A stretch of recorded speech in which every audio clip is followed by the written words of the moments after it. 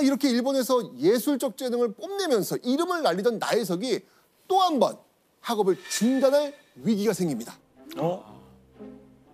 부모님이 이제는 안 돼. 가야 돼. 결혼해야 돼. 시집 가야 돼. 이런 느낌? 맞아요. 이번에도 역시 결혼 문제였습니다. 그런데 나혜석은 결사반대. 절대 학업을 중단하고 돌아갈 수 없다면서 버팁니다. 안 되죠. 자, 그리고요. 사실 나혜석이 학업 말고도 결혼에 대해 회의적일 수밖에 없는 또 다른 이유가 있었습니다. 바로 그렇게 결혼을 강요했던 아버지가 사실은 본처인 어머니 외에 여러 여성들을 첩으로 두고 있었기 때문입니다.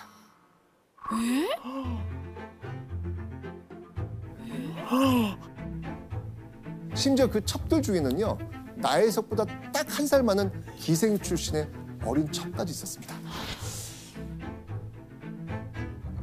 아버지는 어린 첩에게 같은 동네로 집까지 얻어주고 생활하게 했거든요. 1914년이 되면은 민적이라고 하는 장부가 있는데요. 거기에서 첩란이 사라지게 됩니다. 근데 그럼에도 불구하고 사회적 관행으로는 남아 있었어요. 행색계나 하는 남자들은 첩을 두는 게 일반적이었고 가난한 남자들도 첩을 두는 경우들이 상당히 있었습니다. 그래서 이렇게 첩을 많이 두다 보니까 이혼의 사유로도 인정이 안 되고 있었어요.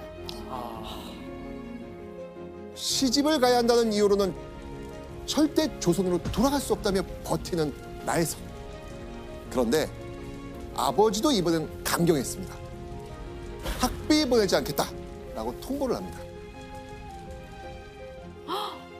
아버지의 이 단호한 태도, 나혜석은 결국 아버지를 꺾지 못한 채 휴학을 신청한 뒤 귀국합니다. 안 되는데. 안 되는데. 너무 응원하고 싶은데, 난 지금. 1915년 학업을 접고 조선으로 돌아올 수밖에 없었던 나혜석. 자, 그렇다면 귀국 후 나혜석은 아버지 뜻대로 결혼을 했을까요? 죽어도 안 하지 않았을까요? 왜냐면 본보기가 있는데. 근데 아버지가 학비 지원 안 해준다고 데리고 오기까지 했는데 무조건 바로 시켰을 것 같은데. 안 했습니다. 나혜석은요, 절대 학업만큼은 그만둘 수 없다고 생각했기 때문이죠. 하여튼 나혜석은 다시 일본으로 꼭 돌아가서 미술을 계속 공부하겠다고 다짐을 합니다. 그리고 나혜석은요, 우선 학비를 직접 벌기로 하죠. 얼마 후 나혜석은 미술학도의 모습과는 전혀 다른 모습으로 변신을 합니다. 나혜석이 미술학도에서 미술교사가 된 거예요. 충분하죠. 그렇죠. 돈을 벌기 위해서 여주 공립보통학교에 미술교사로 취직을 했거든요.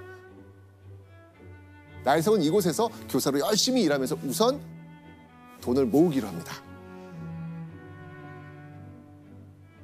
그리고 나혜석의 대표적인 작품을 하나 발표하죠. 당시 자신이 처한 암담한 현실을 고민하면서 자신의 심경을 담은 자전적 소설을 써내려간 겁니다. 자, 어떤 내용인지 나혜석이 쓴 그 소설의 일부분을 한번 보시죠.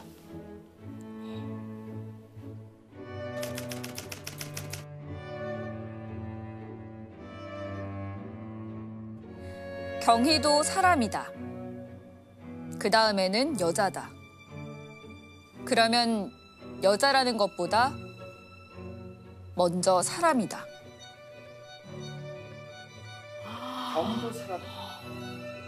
그러니까 여자이기 전에 사람으로 먼저 대해달라. 그렇죠. 나의 인생을 살겠다라는. 맞습니다. 맞습니다. 한마디로 여자이기보다 한 인간으로 살고 싶다는 거였습니다.